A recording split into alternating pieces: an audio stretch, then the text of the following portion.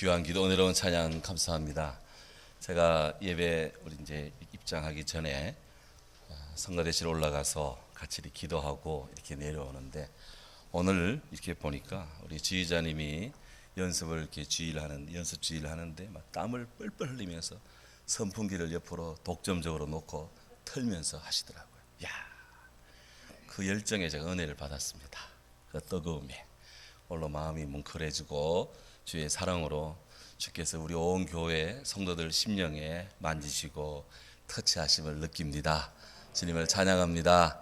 우리 함께 예배하며 영상으로 예배하는 모든 분들, 우리 옆 사람 성도님 바라보며 인사합니다. 샬롬 샬롬, 샬롬 샬롬. 반갑습니다. 요즘 우리나라에 미나리에 대한 관심이 아주 뜨겁습니다. 지난 4월 25일 제93회 아카데미 시상식에서 우리나라의 이 여배우 윤여정 씨가 한국 영화사상 최초로 여우주연상을 이렇게 받았기 때문이죠. 이 미나리 할 때 미자는 물을 가리키는 순 우리 한국말입니다.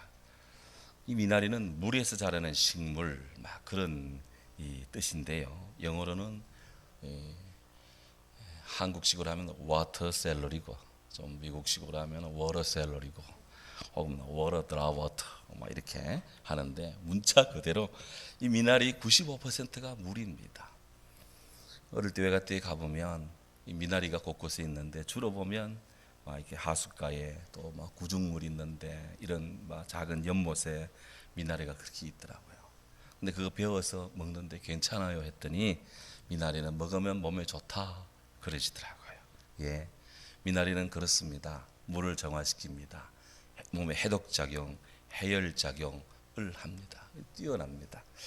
그래서 미나리는 혼탁한 풍토를 정화하고 또 우리 몸의 면역 정진에도 굉장히 유익하다 하죠. 세계에서 이 미나리를 가장 즐겨 먹는 민족이 우리 한국 사람들이라고 합니다. 식당에서 이 고기 구워 먹고 그 불판에 밥을 비벼 먹을 때 미나리 쫑쫑쫑 썰어서 이렇게 비빕니다. 또 뭐 전골 매운탕 드실 때도 그 미나리는 단골입니다. 비빔밥에 미나리 빠지면 맛이 없습니다. 벌써 입 다시는 분들이 계시는데, 그런데요, 우리가 그 미나리를 들을 때 미나리 덕목이 있대. 근채삼덕이라고. 이 근이 미나리 근자입니다. 그 세 가지 미나리 나물의 덕이 있는데요. 첫째는 진흙탕에서도, 그가 진흙탕에 사는데 진흙탕에서도 때묻지 않고 파랗게 이렇게 살고 있는 고든 심지, 이거 배워야 되고, 두 번째, 그늘에서도 잘 자랍니다. 음지라는 악조건에서도 그렇게 모든 것을 이겨내는 왕성한 생명력, 이거 우리 인간이 또 배워야 되는데요. 세 번째, 가뭄에도 푸르름을 잃지 않는 그런 강인한 결기, 바로 이 시대, 옛부터 오늘 이 시대 사람들에게 교훈을 주고 있는데, 미나리 드실 때마다 이런 덕목도 생각하면서 드시면 더더욱 좋을 거예요. 이 윤여정 씨가 수상식을 마치고 그렇게 인터뷰를 하는데 그런 이제 소감을 피력했습니다. 사람을 인종으로 분류하거나 혹은 나누는 것은 좋지 않습니다. 무지개처럼 모든 색이 합쳐져서 아름다운 색을 만들어야 합니다. 왜냐하면 우리는 다 따뜻하고 같은 마음을 지닌 그런 평등한 사람이니까요. 그 메시지가 이렇게 제가 듣는데 굉장히 제 마음에 와닿더라고요.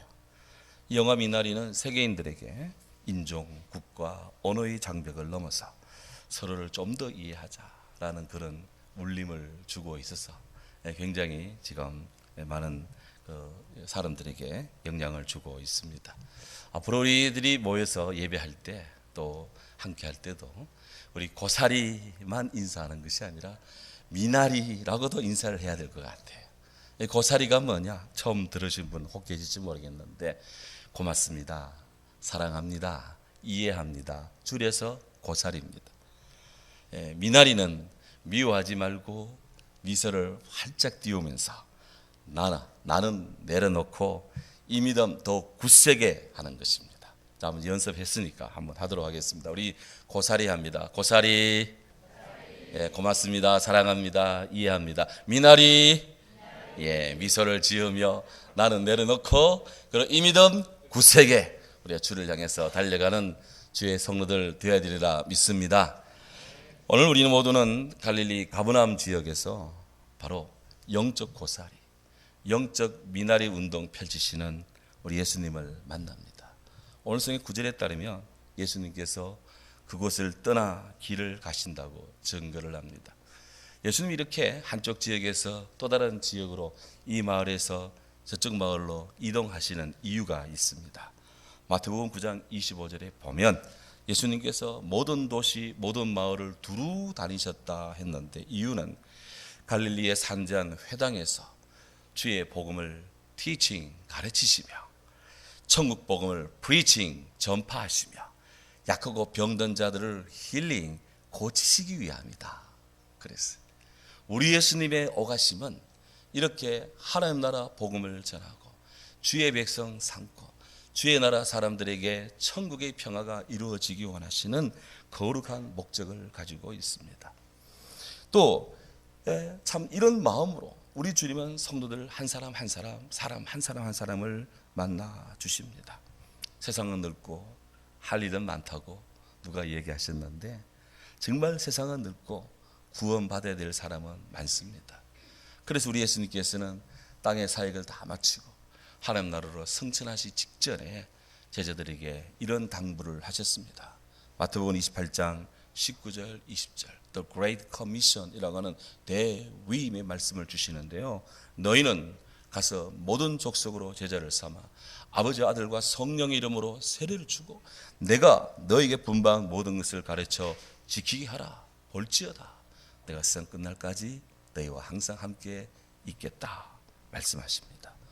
이처럼 천국 복음의 목적을 가지고 오늘도 길을 걸으시는 우리 예수님처럼 우리 인생길에 예수님을 목적으로 하고 천국의 복음을 목적으로 해서 가시는 주님을 따라가는 주의 제자들 다 되기를 주의 이름으로 축원합니다. 이어지는 구절을 보면 주님이 그 길을 가시다가 마테라 하는 사람이 세관에 앉은 것을 보시고 말씀합니다. 나를 따르라 하시니 마태가 주님을 따랐대요. 여기 주의 부름을 받은 마태, 그는 누굽니까? 마태라는 뜻은 하나님의 선물, 그런 뜻입니다. 하나님의 선물. 구절에 따르면 이 마태는 세관에서 근무하다가 우리 예수님의 부름에 그는 순종을 합니다. 당시 마태가 근무하던 이 세관은요, 가브나움 세관으로 알려졌는데 이 가브나움 세관은 로마의 지배를 받는 영역의 사람들, 그러니까 유럽, 아시아, 아프리카 이 지역 사람들이 서로 오갈 때, 대륙에서 대륙을 오갈 때 반드시 통과해야 되는 지점 중에 한 곳입니다. 이스라엘 지도 역사에서 보면 지도를 놓고 보면 이스라엘 맨 북쪽 지역이 갈릴리 지역입니다. 바로 그곳에 갈릴리 호수 주위의 주변에 가브나움이라는 도시가 있었는데요. 여기에 사통팔달 도로가 다 연결되고 뚫려 있습니다. 연결이 되고 있습니다. 그러다 보니 물류가 굉장히 빈번하고 그걸 나르는 사람들도 오가고, 그리고 여기에는 당시 국제 세관소가 여기에 위치해 있었답니다. 바로 마태는 바로 그런 가브나움의 이스라엘 땅에서 요지에 해당되는 가브나움 물류세관, 국립세관의 중요한 간부로 거기에 있었다는 거예요. 그 자리에 있으려면 요즘 말로 하면 여러 가지 이 조건들, 자격을 잘 갖추고 있어야 했습니다. 특별히 국제적인 교류가 빈번하기 때문에 말을 좀 할 줄 아는 사람이 해야 됐어요. 당시 고대 국제어였던 아람어도 해야 됐고요. 그가 이스라엘 사람이니까 히브리어는 당연히 했을 것이고, 또 철학, 문학 사상의 주 언어였던 헬라어, 그리스어도 했을 것이고, 또 로마의 행정 언어였던 라틴어 했을 것이고, 몇 개국어를 능수능란하게 구사할 줄 알아야 했습니다. 더불어서 당연히 세무 행정 능력도 있어야 했을 것입니다. 이래놓고 보면은요, 이 마태는 개인적으로 아주 능력이 출중한 사람이었습니다. 지금 우리가 주일마다 펼치고 있는 이 복음서, 마태복음서입니다. 누가 썼습니까? 바로 예수께 부름받은 이분이 쓴 거예요. 마태는 개인적으로 능력이 출중한 분입니다. 그럼에도 불구하고 그의 마음은 늘 불편했습니다. 당시 유대주의자들의 따가운 눈총이 늘 그를 주시하고 있었습니다. 유대 민족주의자들은 늘 로마에 대한 반감이 있었습니다. 그들은 늘 로마의 압제로부터 어떻게 하면 벗어날 것인가, 이것을 늘 도모하던 사람들이었습니다. 그들의 눈에 당연히 세무공무원은 좋게 보이지 않습니다. 요즘도 세무공무원은 좋게 보이지 않습니다만은, 물론 좋아하는 분도 혹 있겠습니다만은 사람들이 대할 덜 좋아하더라고요. 이 세리들, 그들은 적대국 로마를 위해서 그들의 국부를 유출하고 그들의 재산을 마구 때려서 재산의 세금을 물어가고 또 그거를 빌미로 해서 자기들의 개인 이 복리도 취하게 되고 사리사욕을 취하다 보니 부정부패한 그런 관료들이 많이 있었습니다. 이런 점에서 사람들은 늘 죄의 세리 세관원들을 보고 저 도둑놈들, 저 나라 팔아먹는 사람들 하면서 저 죄인들 하며 손가락질을 했습니다. 마태의 영혼도 예외가 아니었습니다. 그는 개인적으로는 엘리트였습니다. 하지만 그는 주위 사람들의 따가운 시선을 받을 때마다 그의 영혼은 괴로웠습니다. 돈은 많았습니다. 지위도 있었습니다. 하지만 사람들이 그를 가까이 해주지 않습니다. 고독합니다. 외롭습니다. 사람들이 그를 인격을 짓밟습니다. 때로는 멸시의 언어가 들려옵니다. 늘 괴롭습니다. 자존심도 자존감이 무너지고 부서지고 밟힐 때가 하루 이틀이 아니었어요. 그런 괴리감이 그의 마음에 꽉 찼을 겁니다. 그런데 우리 예수님께서 그런 마태를 부르셨습니다. 나를 따르라. 많은 사람들이 사회 전반부에서 이 부름을 강조합니다. 조국의 부름, 축구 선수들은 그라운드의 부름, 골프 선수들은 초원의 부름 하면서 야성의 부름, 또 젊음의 부름, 열정의 부름 하며 부름을 강조합니다. 여기서 부름은 사명 혹은 소명 이런 말로 치환되어서 이야기할 수 있겠습니다. 넓은 의미에서 보면 이 세상에 태어난 사람들은 누구나 다 이런 부름의 소명, 부름의 사명 안에 살 수가 있습니다. 그런 사명이 있고 감당해야 될 임무를 스스로 자각합니다. 하지만 어떤 분들은 인생살이에서 이런 부름을 끝내 외면하고 혹은 끝내 듣지 못하고 자기 삶을 마치는 분들도 혹 있습니다. 하지만 그 부름을 따라가는 사람들, 그들은 자기 성취를 이루기 때문에 그 마음에는 행복함이 있습니다. 비록 봉급은 적고 비록 어려움은 많이 겪어도 부름받는 것은 축복이다. 그래서 정말 그가 원하는 바, 그를 필요로 하는 분의 부름받고 그곳에 헌신할 수 있다면 그 인생은 나름 성공했다고 해도 과언이 아니에요. 인류 역사는 이런 부름받은 사람들이 남긴 발자국들이 곳곳에 중첩되어서 역사의 좋은 면이 진보되고 발전해 옵니다. 그런데 믿음의 세계에서도 이 부름이 있는데요. 믿음의 세계, 신앙의 세계에서 하나님의 부르심은 일반 세상의 부르심과는 약간 차원이 다릅니다. 주의 일꾼을 부르시는 우리 하나님의 부르심, 이 부르심은 사람의 마음을 움직이시는 하나님의 거룩한 역사입니다. 하나님 부르심은 거룩함입니다. 주의 부르심은 위로부터의 부르심이고 하늘의 부르심이고 이 땅을 향한 하나님의 사랑의 부르심으로 그를 이끄십니다. 하나님은 우리로 하여금 주의 사람들로 하여금 세상의 소망을 위해 부르는 것이 아니라 그들로 하여금 하나님을 소망하며 이 땅에서 일하도록 부르십니다. 그래서 하나님의 부르심은 거룩합니다. 이 부르심 앞에 인간이 어떻게 반응하에 따라서 그 삶은 부름받기 전과 부름받기 후는 결정적으로 다릅니다. 하나님의 부르심은 더 감사한 것은 소수만 특별하여 불러서 주의 일을 하도록 그렇게 제한하지 않습니다.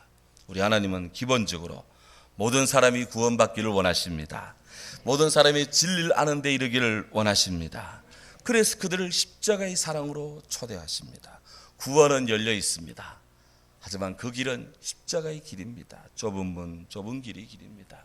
하지만 그 길로 오는 사람에게는 평안이 있습니다. 구원이 있습니다. 수고하고 무거운 짐진 자들아 다 내게로 오라. 내가 너희를 쉬게 하리라. 평강이 있습니다. 하나님의 사람들은 다 이 부름에 순종하는 사람들입니다. 이사야 6장에 보면 정말 위대한 장면이 펼쳐집니다. 이사야라는 궁중 선지자가 세워지는데요. 이 이사야가 하나님의 선자로 세움받는 그런 거룩한 이 전말, 이 비전의 모든 것이 거기에 수록이 되어 있습니다. 우시야 왕이 죽던 해 이사야가 성전에서 기도합니다. 기도하던 중에 하나님의 성전에, 하나님의 옷자락이 성전에 꽉 펼쳐지는 그 위대한 하나님의 거룩한 비전을 그가 목도합니다. 하나님 보좌 주위에 6날개를 가진 천사들이 막 움직이는데 두 날개로는 그들의 얼굴을 가리고 두 날개로는 그들의 발을 가리고 두 날개로는 이렇게 날면서 찬양합니다. 거룩하다, 거룩하다, 거룩하다. Holy, holy, holy 하면서 만군의 여호와여, 여호와의 영광이 온 땅에 충만하도다. 이 찬양 소리가 얼마나 큰지 성전의 문지방의 터가 막 요동을 하며 성전의 연기가 충만했다 그랬습니다. 하나님의 임재하심으로 사람들이 거역할 수 없는, 저항할 수 없는 어마어마한 하나님의 영광이 성전에 꽉 찼습니다. 이사야가 엎드려 있는 하나님의 성전에 꽉 찼다 이 말입니다. 이 말로도 할 수 없는 천상의 하나님의 영광에 압도된 이사야는 그야말로 주 앞에 초죽음된 상태로 자신의 죄성을 고백하지 않을 수 없었습니다. 화로도 나여 나는 망하게 되었도다. 나는 입술이 부정한 사람이요 입술이 부정한 백성 중에 만군의 하나님 여호와를 배웠음이로다. 저는 개인적으로 입이 부정한 사람 죄인입니다. 저는 우리나라 입술이 부정한 백성들 이 공동체의 죄를 함께 지고 있는 사람들입니다. 그렇게 고백을 했어요. 그때 서랍 중 하나가 하나님 보좌 옆에 있는 천국의 화로에서 빈 수채를 딱 집어다가 이사야 입에 탁 갖다가 댑니다. 그래서 말씀하세요. 보라, 이것이 내 입에 닿았으니 이제 네 악이 주하여졌고 내 죄가 사하여졌느니라. 성결해진 이사야입니다. 마음이 거룩하니 천국이 보이고 들립니다. 주님 목소리가 들립니다. 내가 누구를 보내며 누가 우리를 위해 갈고. 이 소리를 들은 이사야가 선뜻 나갔으며 고백합니다. 제가 여기 있습니다. 저를 보냈어. Here I am, send me. 제가 여기 있습니다. 저를 보내주세요. 세상에 형용할 수 없는 참 영적인 그런 장면입니다. 그런데 이 말씀을 자세히 살펴보면 하나님께서 이사야를 지목해서 내가 누구를 보낼까 그렇게 말씀한 것이 아니에요.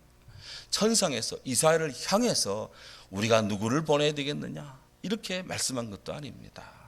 단지 하나님께서 누가 우리를 위하여 갈꼬라고 천상에서 말씀을 하셨는데 이 말씀을 이사야는 자기에게 하는 말씀으로 그는 고백하며 수용을 했습니다. 그래서 자신의 실존을 주께 맡깁니다. 제가 여기 있습니다. 저를 보내주소서. 네. 이사야 선지자는 주께서 그 자신을 주님의 도구로 쓰달라고 헌신을 고백하며 간구하는 것이죠. 요는 우리가 하나님의 부르심을 듣고 못 듣고 하는 것은 내 자신, 내 귀의 형편에 들려 있다는 겁니다. 지금 내가 이 듣고 있는 이 말씀을 내게 주는 말씀으로 받아들인다면 이 말씀이 내 영혼을 지금 치고 들어와서 내 영혼을 부서뜨리고 내 영혼을 충격하고 내 영혼이 주님 말씀 앞에 지금 자극을 받는다면 지금 주께서 하고 그에게 하고 말씀을 하고 있는 것입니다. 청함을 받은 자는 적대, 택함을 받은 자는 적다 했는데 우리 주님의 이 말씀은 예언적입니다. 주의 부름받은 그런 사람들, 예수님을 통해 하나님과의 신앙적 관계를 확립하고요, 주님 말씀에 늘 귀가 열려있는 그런 심령으로 사는 자들입니다. 사랑하는 여러분, 오늘 우리는 거룩하신 하나님 앞에 부복했던 이 이사야처럼 우리 입술이 부정하고 죄로 참혹한 것에 대해서 우리가 죄송해야 하고 애통해야 하고 회개하며 주님 앞에 바로 서고자 하는 그런 마음의 갈망이 있습니까? 누가 우리를 위해 갈고 라는 하나님의 음성 앞에 우리가 두렵고 떨림으로 지금 서 있습니까? 죄인된 우리들을 십자가의 사랑으로 용서해 주시고 구원하시는 거룩하신 하나님 사랑하십니까? 여러 사랑하는 성도들께서는 하나님 나라 복음, 그 복음을 위해서, 주의 나라 위해서 나의 몸과 마음과 뜻과 정성을 다해서 받들어 섬기고 충성하고자 하는 그런 마음의 열의가 있습니까? 마태는 나를 따르라 라는 주님 말씀을 하나님의 부름으로 받습니다. 그래서 즉각 순종합니다. 오늘 성경에 따르면 마태는 일어나 따랐다고 그렇게 기록합니다. 그 자리에서 일어납니다. 세금 거두는 그 일터에서 일어나 가득 일어났습니다. 그리고 followed him, 주님을 따랐습니다. 그가 세관에 있을 때 바람처럼 들려오는 예수님에 관한 소문 그도 들었을 것입니다. 예수께서 마태복음 5장, 6장, 7장 산상수훈의 말씀을 전하셨다. 세상에 있는 서기관도 따라할 수 없는 영감 어린 말씀이었다. 주님이 산 아래로 내려오셔서는 만나는 사람마다 다 고쳐주셨다. 병든 자, 약한 자, 외로운 자, 열에 들뜬 자 다 주님께로 오면 문제 해결 받았다. 그런 소문이 바람처럼 들렸을 것입니다. 그러면서 아마도 마태는 생각해 봤을 거예요. 나 같은 사람도 주님 만날 수 있을까? 나 같은 이 병든 심령도 치료받을 수 있을까? 그런 생각 안 해봤겠습니까? 그런데 어느 날 바로 그 예수가, 소문이 예수님이 자기 앞에 와가지고 어이 마태 나를 따르라 라고 부르는 거 아니에요? 만약 이런 성도님들이 마태시라면 이 순간에 어떻게 하시겠습니까? 마태는 나를 따르라 라는 주님 부르심에 즉각 일어나 따랐습니다. 예수님 말씀은 간단합니다. Follow me, 나를 따르라. 독일어로 now folge, 나를 따르라. 하지만 그 짧지만 그 말씀은 그의 심령을 내리치는 햄머 같았고 하늘에서 때리는 내성번개처럼 그 삶을 전율케 했습니다. 머리끝에서부터 발끝 손끝까지 그 어떤 것도 주님 말씀 앞에 저항할 수가 없었습니다. 아니요, 안 돼요, 못해요, 다음에 라고 거부할 수가 없었습니다. 마태는 자석에 이끌리는 쇠붙이처럼 주님 앞으로 뛰쳐나갑니다. 일어섰습니다. 왜? 자기가 그토록 기다리던 메시아가 바로 예수님이니까. 그렇게 사람들이 찾는 생명이 예수님이니까. 그렇게 찾는 자유가 진리가 예수님이니까. 정녕 인간이 걸어야 될 길이 예수님이니까. 정녕 그 이 예수 그리스도 그 무엇과도 바꿀 수 없는 것이니까. 나에게는 돈도 많다, 나에게는 집도 크다, 나에게는 없는 것이 없다. 하지만 예수가 없는 인생은 아무것도 아니다. 아마도 마태는 그런 생각들, 영혼의 그런 이 강구가 있을 거예요. 그래서 주님 앞에 헌신했습니다. 놀라운 것은 10절에 보면 그가 부름받은 그날 아마도 마태는 예수님을 바로 그냥 모시고 싶었던 거예요. 자기 집으로 초대를 했답니다. 누가복음 5장 29절에 보면 레위 마태가 예수를 위하여 자기 집에서 큰 잔치를 열었다. 그렇게 기록을 하고 있습니다. 예수를 위해서 큰 잔치를 열었는데요. 이 큰 잔치라는 말이 영어 성경에는 a great banquet, banquet이라는 것은 연회라는 건데 큰 호텔에 이런 데 가면 세미나 마치고 혹은 뭐 결혼 예식 마치고 식사하고 하는 그런 장소 있죠. 그 일을 연회장이에요. 연회장.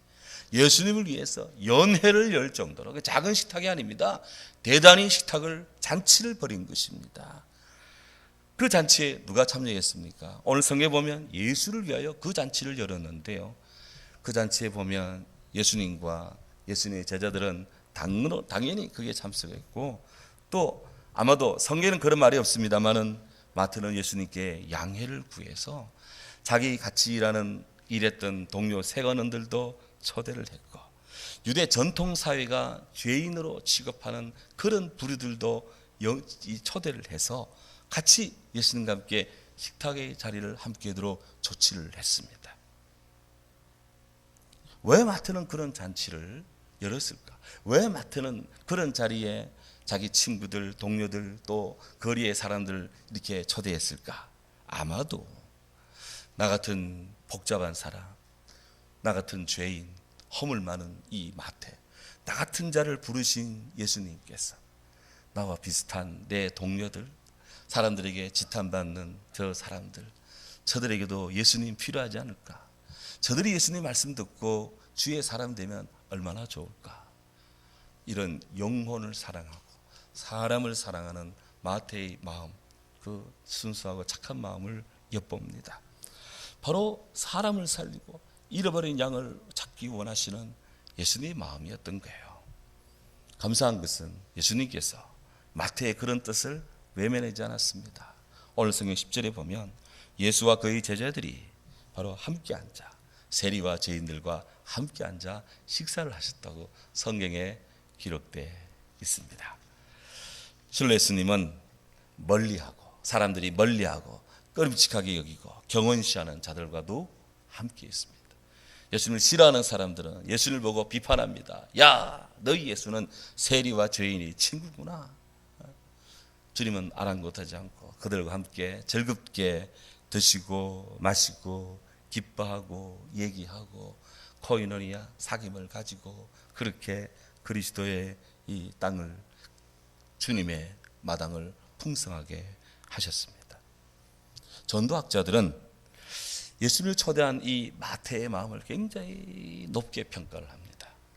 그래서 이 마태가 주님 모시고 또 다른 사람 초청해서 함께 식사하는 이것을 이름하여서 거물관계 전도법 혹은 네트워크 전도법이라는 전도 방법으로 그렇게 개발을 했어요.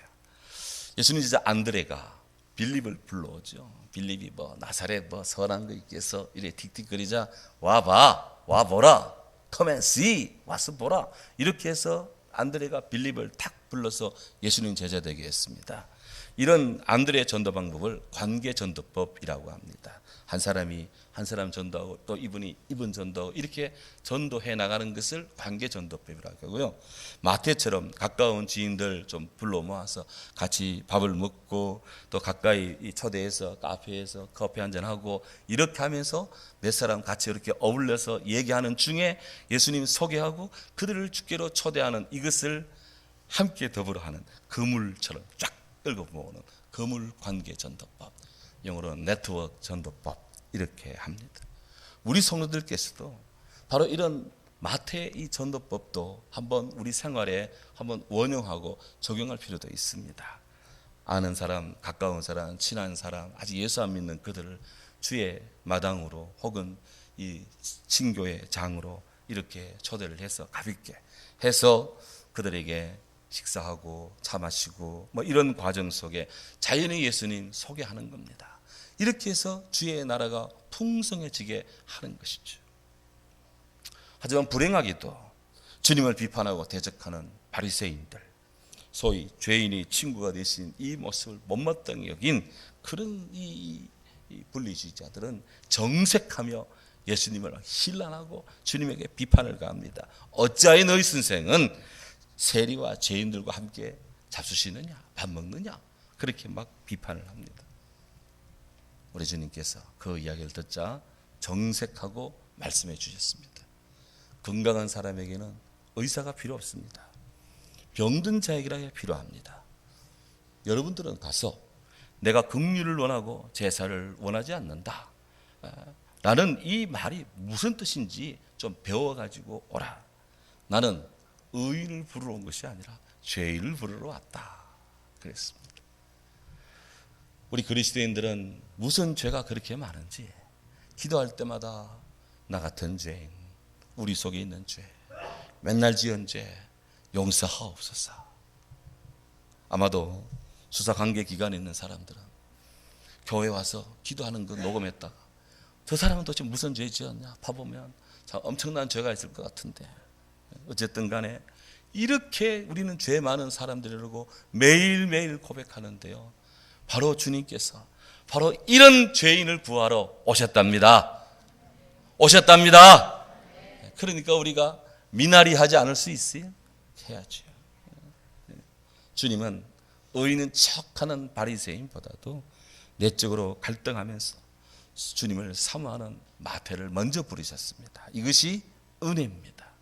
은혜. 이것이 은총입니다. 영어로 하면 grace입니다. 은총입니다. 세상에 쏘는 총은 맞으면 다 죽습니다. 하지만 하나님이 쏘는 총, 은총은 맞으면 맞을수록 살아납니다. 하나님께서 마태에게 그냥 은총을 쐈어요. 마태가 살아났습니다. 그는 주님의 부름을 받고 죽도록 헌신합니다. 그리고 마태복음을 저술합니다. 교회와 성도들에게 2000년 역사 속에서 공헌하고 있습니다. 우리도 지금 작년부터 지금까지 59번째 마태복음을 펴면서 주일마다 주님 가신 길, 주님과 함께하기, Walking with Jesus, 주님을 따라가며 주님 안에 있기를 구하고 있습니다. 한 사람이 회심하고 한 사람이 순종하고 한 사람이 죽게 돌아오는 것이 이렇게 중요한 것입니다. 오늘도 우리 사랑하는 성도들 심령에 이런 주의 부름, 이런 주의 은혜의 사랑이, 주의 은총이 오늘 우리 심령 속에 영혼마다 박히기를 원합니다.